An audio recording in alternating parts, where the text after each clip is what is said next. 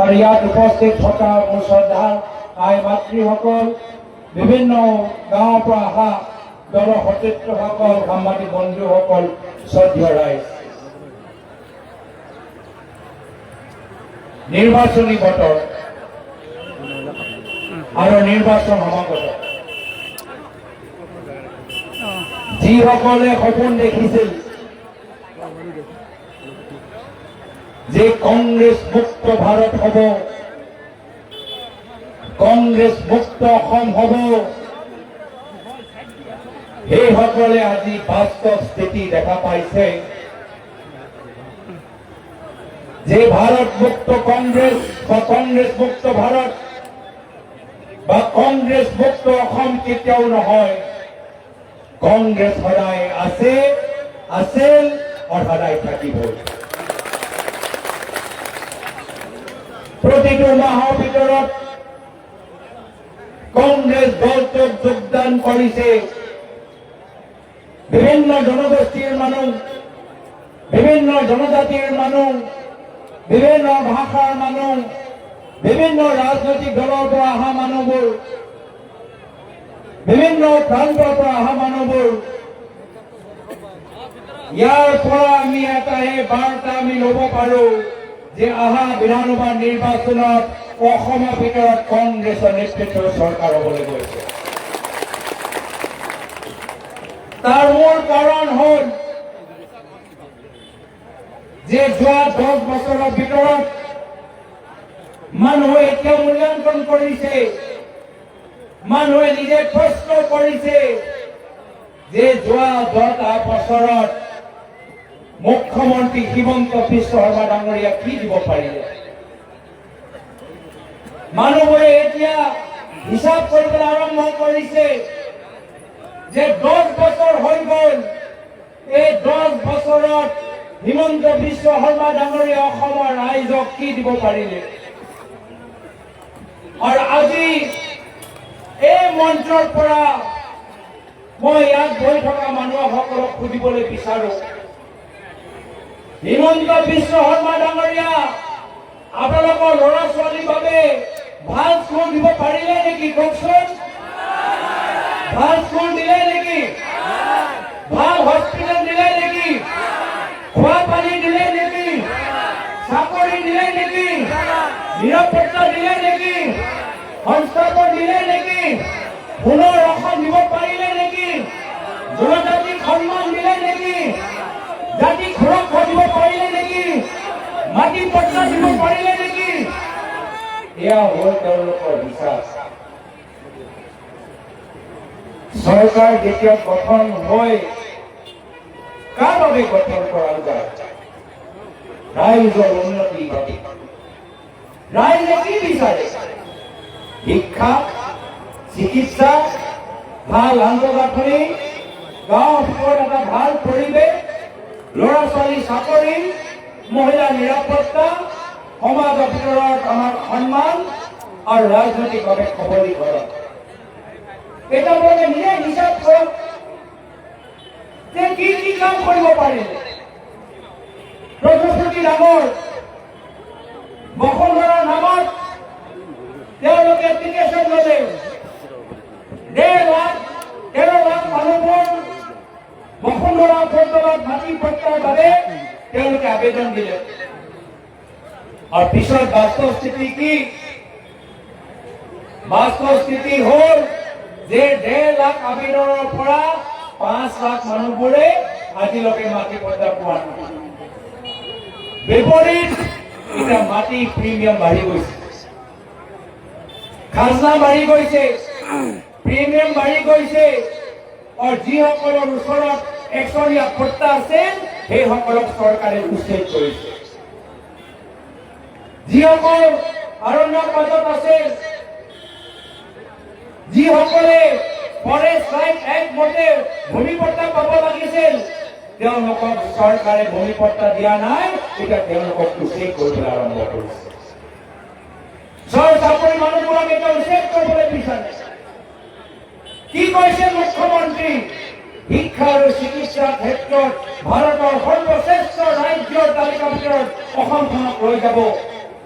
ফলাফল কি যে আজি নিম্ন 5টা ৰাজ্যৰ ভিতৰত আমি অসমৰ নাম আনি দেখা পাইছো লজ্জাজনক স্থিতি নহয় ন আজি মুখ্যমন্ত্ৰী গৃহ বিভাগৰ দায়িত্বত আছে আৰু গৃহ বিভাগৰ দায়িত্ব থকা পিছত আমি কি দেখা পাইছো যে দিনে দিনে অপৰাধ বাঢ়ি গৈছে দিনে দিনে মদৰ বাবে ড্ৰাগছৰ বাবে অপৰাধ দিনে দিনে বাঢ়ি গৈছে মহিলাসকল নিজকে সুৰক্ষিত নাভাবে বয়োজ্যেষ্ঠসকল নিজকে সুৰক্ষিত নাভাবে আৰু মুখ্যমন্ত্ৰী এতিয়া আৰক্ষীসকলক কি নিৰ্দেশ দিছে যে কোনোবা থানাত আহিলে তেওঁলোকৰ FIR দৰ্জ কৰিব নালাগে তেওঁলোকৰ FIR জমা দিব নালাগে তেওঁলোকৰ কমপ্লেইন তেওঁলোকে ল'ব নালাগে কৈছে এয়া হ'ল আজি তাৰিখৰ অৱস্থা যে মানুহবোৰে যায় ভাবে যে আৰক্ষীৰ ওচৰত গ'লে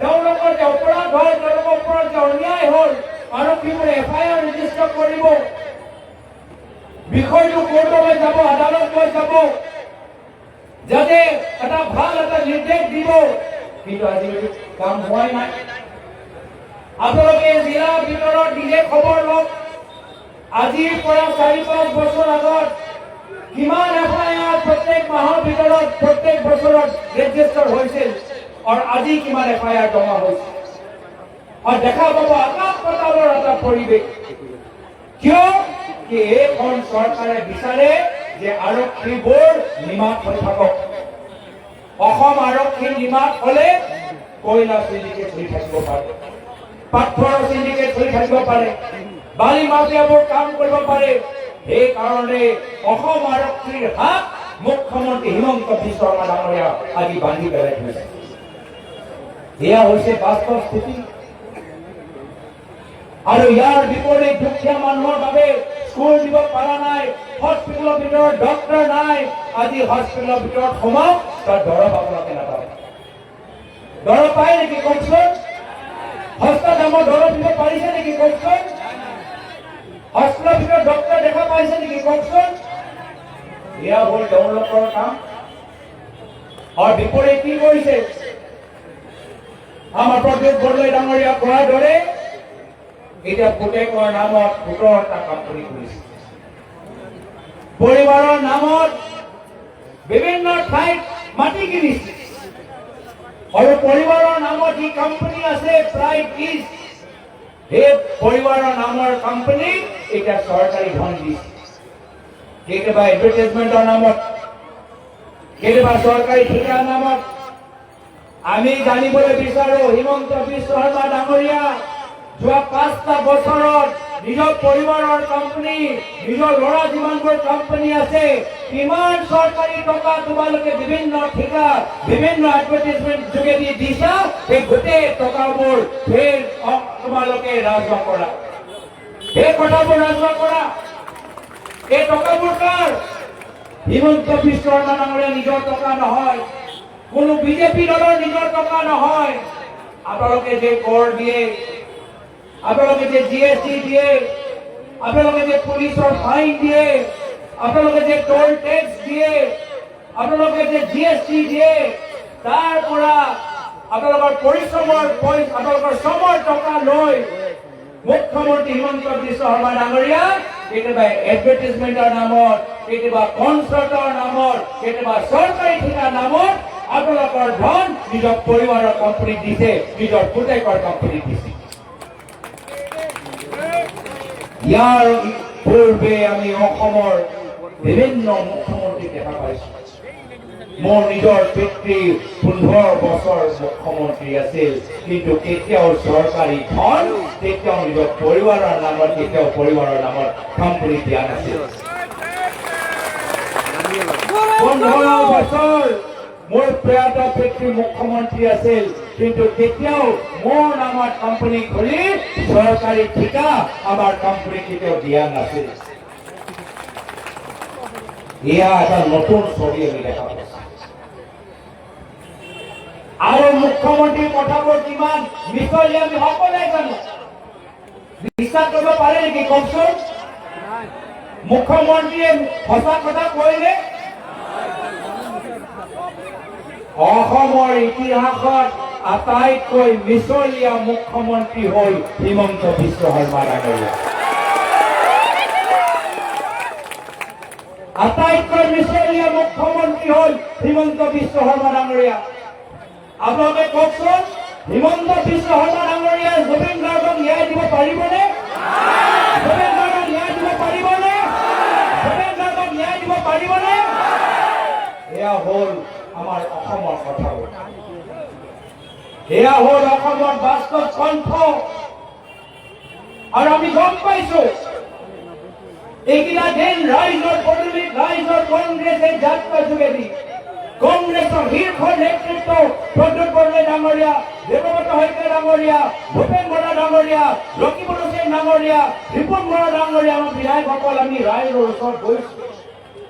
আৰু ৰাইজে এইখিনিয়ে কথা কয় যে আমাৰ বিশ্বাস নাই মুখ্যমন্ত্ৰীৰ ওপৰত, বিশ্বাস নাই যে আমাৰ ল'ৰা ছোৱালীক চাকৰি দিব, বিশ্বাস নাই যে আমাৰ স্কুলৰ ভিতৰত শিক্ষক পঠাব, বিশ্বাস নাই যে দৰৱৰ দাম কমাব, বিশ্বাস নাই যে বৃদ্ধসকলক সন্মান কৰিব। আৰু এতিয়া এইখিনি কথা ৰাইজৰ বেদনা, ৰাইজৰ ক্ষোভ এতিয়া মুখ্যমন্ত্ৰী কাণতো পৰিছে, মুখ্যমন্ত্ৰী কাণতো পৰিছে।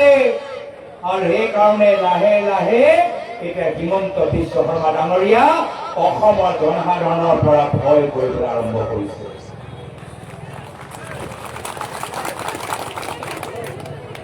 লাহে লাহে দিনে দিনে হিমন্ত বিশ্ব শৰ্মা ডাঙৰীয়া জনসাধাৰণৰ পৰা ভয় কৰিবলৈ আৰম্ভ কৰিছে। কিয়? আমি তেওঁৰ কথাবোৰ শুনিছো। আগতে কিমান অহংকাৰ যে ময়ে মুখ্যমন্ত্ৰী, মই অসমৰ ৰজা, মোৰ মতে হ'ব লাগিব, মই ৰাতি টোপনি যি সপোন দেখো তাৰ মতে সেই কামবোৰ হ'ব। এয়া আছিলে তেওঁৰ আগৰ কথাবোৰ। কিন্তু এতিয়া যেতিয়া বিটিআৰ নিৰ্বাচনত দেখা পালে যে বিটিআৰৰ ভিতৰত মানুহবোৰে বিজেপিৰ পৰা আঁতৰি গৈছে, বঙালী মানুহবোৰ বিজেপিৰ পৰা আঁতৰি গৈছে, জনজাতি মানুহবোৰ বিজেপিৰ পৰা আঁতৰি গৈছে, অসমীয়া মানুহবোৰ বিজেপিৰ পৰা আঁতৰি গৈছে, আৰু বিজেপিৰ ভিতৰতো চৰ্চা যে বিজেপি দলৰ পতনৰ মূল নায়ক হ'ব হিমন্ত বিশ্ব শৰ্মা ডাঙৰীয়া। এতিয়া বিজেপি দলৰ ভিতৰতো খুচফুচ আৰম্ভ হৈ গৈছে, খুচফুচ আৰম্ভ হৈ গৈছে। কি খুচফুচ? যে এইজন অসমৰ মুখ্যমন্ত্ৰী হৈ থাকিলে আমাৰ চৰকাৰ ঘূৰি নাহে, আমাৰ চৰকাৰ ঘূৰি নাহে। আৰু সেইকাৰণে আৰু এতিয়া মুখ্যমন্ত্ৰীৰ ওচৰত একমাত্ৰ এটাহে অস্ত্ৰ, ভাবুকি, ভয়। আমি ইয়াৰ পূৰ্বে অসমৰ বিভিন্ন চৰকাৰ আমি দেখা পাইছো, কিন্তু কেতিয়াও এনেকুৱা এখন চৰকাৰ দেখা পোৱা নাই যিজনে কৈছিল যে আমাক সমৰ্থন দিলে চৰকাৰে পুলিচৰ লৈ ভয় আৰু ভাবুকি দিবলৈ বিচাৰে, সাংবাদিকসকলক ভাবুকি দিয়ে, যুৱকসকলক ভাবুকি দিয়ে। এতিয়া মানুহবোৰে সেইকাৰণে ক'ৰবাত নিজৰ কথা ক'বলৈ ভয় কৰে। আমাক কৈছে যে আমি ভয় কৰো, আৰু এতিয়া আমি ভয় মুক্ত হ'বলৈ বিচাৰো, কিবা এটা কৰক। আৰু সেইকাৰণে কংগ্ৰেছ দলে ৰাইজৰ এই অৱস্থা চাই, ৰাইজৰ এই পৰিস্থিতি চাই কংগ্ৰেছ দলে সংকল্প লৈছে এইবাৰ যুঁজ এখন হ'ব, এইবাৰ যুঁজ এখন হ'ব, এইবাৰ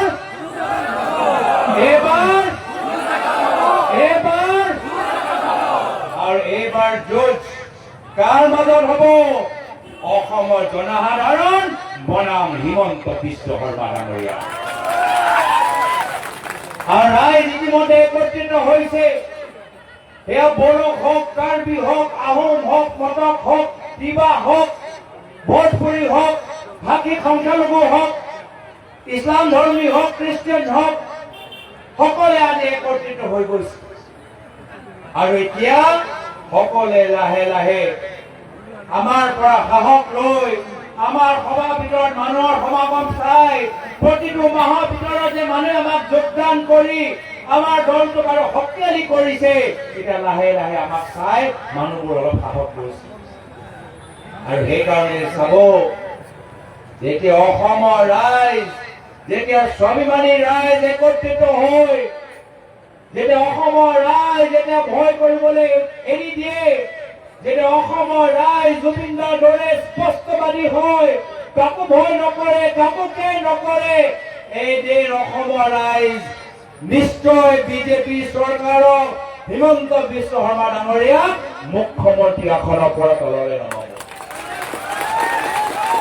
মুখ্যমন্ত্ৰীজনক আসনৰ পৰা তললৈ নমাই এদিন অসমৰ ৰাইজে কব, হু ইজ হিমন্ত বিশ্ব শৰ্মা ডাঙৰীয়া, হু ইজ হিমন্ত বিশ্ব শৰ্মা ডাঙৰীয়া। হিমন্ত বিশ্ব শৰ্মা ডাঙৰীয়া এজন সাধাৰণ ব্যক্তি, মাত্ৰ আসনৰ কিছু ক্ষমতা লাভ কৰিছে, সেইকাৰণে নিজকে ৰজা ভাবে। কিন্তু আগন্তুক নিৰ্বাচনত কংগ্ৰেছ দলৰ বিভিন্ন দল আৰু অসমৰ জনসাধাৰণে একত্ৰিত হৈ আমি ৰাইজকে ৰজা পাতিবলৈ গৈ আছো। অসমৰ যদি কোনোবা ৰজা হব, সেয়া হব অসমৰ ৰাইজ। ৰাইজক আমি ৰজা পাতিবলৈ গৈ আছো। সেইকাৰণে আগন্তুক দিনত আমি কষ্ট কৰিব লাগিব। প্ৰতিটো নিৰ্বাচনত কষ্ট কৰাৰ প্ৰয়োজন। আৰু এই বিজেপি দল, আজি ৰাহুল গান্ধী ডাঙৰীয়া কৈছে যে কেনেদৰে বুথ চুৰি যোগেদি আজি ভোটৰ তালিকাৰ ভিতৰত তেওঁলোকে খেলি মেলি কৰিবলৈ বিচাৰে। আজি আমি নিজে দেখা পাইছো যে গুৱাহাটীৰ ভিতৰত কোন উত্তৰ প্ৰদেশৰ বিহাৰৰ মানুহবোৰ আজি সোমাই গৈছে। আমি বাৰম্বাৰ কৈছো যে অসম অসম অসম উত্তৰ প্ৰদেশ নহয়, অসম বিহাৰ নহয়, অসমৰ ভিতৰত অসমৰ মানুহে ভোট দিব। অসমৰ ভোটৰ তালিকাৰ ভিতৰত অসমৰ মানুহবোৰ থাকিব। সেইকাৰণে আমি প্ৰতিটো বুথৰ ভিতৰত নিজৰ বুথ কমিটিসকলক আহ্বান জনাইছো যে এটা সেৱা কেন্দ্ৰ খোলক, এটা ডেস্ক বহাই দিয়ক, যাৰ ফলত যিসকল উত্তৰ প্ৰদেশ বিহাৰৰ বাহিৰৰ পৰা বিজেপি কৰ্মীখিনি যি আমি আমাৰ ভোটৰ তালিকাত সোমাবলৈ বিচাৰে, এটা এটাকৈ সেই নামবোৰ আমাক কাটিব লাগিব। যিসকল ইউপি বিহাৰ ক'ৰ পৰা বিজেপি RSSৰ মানুহবোৰ আহিছে, তেওঁলোকৰ নামবোৰ আমি চিনাক্ত কৰিব লাগিব। আৰু আমি কেন্দ্ৰীয় নিৰ্বাচনী আয়োগক আমি প্ৰশ্ন কৰিবলৈ বিচাৰো যে আপোনালোকে এটা খচৰা ভোটৰ তালিকা দিলে, এই খচৰা ভোটাৰ তালিকাৰ ভিতৰত আপোনালোকে এডিশ্যন কৰিছে, আপোনালোকে ডিলিশ্যন কৰিছে, কিন্তু আপোনালোকৰ ভোটাৰ তালিকাত এডিশ্যন ডিলিশ্যনত আমি এপিক আইডি দেখা পোৱা নাই। আমি কেন্দ্ৰীয় নিৰ্বাচনী আয়োগক এই মঞ্চৰ পৰা আমি অনুৰোধ কৰিছো যে যিদৰে অন্য ৰাজ্যত যেতিয়া খচৰা ভোটাৰ তালিকা আহে, এডিশ্যন ডিলিশ্যন যেতিয়া হয়, যিদৰে এপিক আইডি নামৰ সন্মুখত আমি দেখা পাওঁ, একেৰাহে অসমৰ ভোটাৰ তালিকা খচৰা ভোটাৰ তালিকাৰ ভিতৰতো এপিক আইডি থাকিব লাগিব। এপিক আইডি থাকিব লাগিব। আপোনালোকে বেলেগ কিবা ৰেফাৰেন্স নম্বৰ দিছে, ৰেফাৰেন্স নম্বৰ লগত আমাক এপিক আইডি আমাক লাগে। আজি কেন্দ্ৰীয় নিৰ্বাচনী আয়োগ মনত পেলাব লাগিব যে কেন্দ্ৰীয় নিৰ্বাচনী আয়োগ কোনো দলৰ নিৰ্বাচনী আয়োগ, আৰু সেইকাৰণে তেওঁলোকৰ দায়বদ্ধতা চৰকাৰৰ প্ৰতি নহয়, তেওঁলোকৰ দায়বদ্ধতা ৰাজনৈতিক দলৰ প্ৰতি নহয়, তেওঁলোকৰ দায়বদ্ধতা হ'ব লাগে ভাৰতৰ জনসাধাৰণৰ প্ৰতি, অসমৰ ৰাইজৰ প্ৰতি। সেইকাৰণে শ্ৰদ্ধেয় ৰাইজ, এইবাৰ কংগ্ৰেছ দলে যথেষ্ট ভাবি চিন্তা কৰি কামখিনি কৰি আছে, কিন্তু লাগে আপোনালোকৰ সহায়, লাগে আপোনালোকৰ সহায়, লাগে আপোনালোকৰ আশীৰ্বাদ। আৰু মই আশাবাদী যে আগন্তুক দিনত নিশ্চয় আপোনালোকে আমাক আশীৰ্বাদৰ সু পৰামৰ্শ দিব। আশীৰ্বাদ দিবনে? দোয়া কৰিবনে? পৰামৰ্শ দিবনে? কষ্ট কৰিবনে? যদি এইখিনি কথা সঁচা তেতিয়া আমাৰ জয়টো নিশ্চিত নিশ্চিত নিশ্চিত। সেইকাৰণে শ্ৰদ্ধা ৰাইজ বিশেষ আৰু দীঘলীয়া নকৰি সকলোকে মোৰ ফালৰ পৰা আন্তৰিক শুভেচ্ছা জ্ঞাপন কৰি জিলা কংগ্ৰেছ, ব্লক কংগ্ৰেছ, মণ্ডল কংগ্ৰেছ, স্থানীয় বিধায়ক, প্ৰদেশ কংগ্ৰেছ যিসকলে আজি এই সভা সুন্দৰভাৱে আয়োজন কৰাৰ বাবে কষ্ট কৰিলে, ত্যাগ কৰিলে, বলিদান কৰিলে, মই সকলোকে মোৰ ফালৰ পৰা আন্তৰিক ধন্যবাদ কৃতজ্ঞতা জ্ঞাপন কৰি পুনৰবাৰ বিহুৰ উল্লেখ যাচি শেষত আকৌ এটা শ্লোগান দিবলৈ বিচাৰিছো, আপোনালোকে মোক সহায় কৰিব। এইবাৰ য'ত এখন হ'ব, য'ত এখন হ'ব, য'ত এখন হ'ব, য'ত এখন হ'ব। ধন্যবাদ। জয় হিন্দ, জয় অসম, জয় সংবিধান, বন্দে মাতৰম।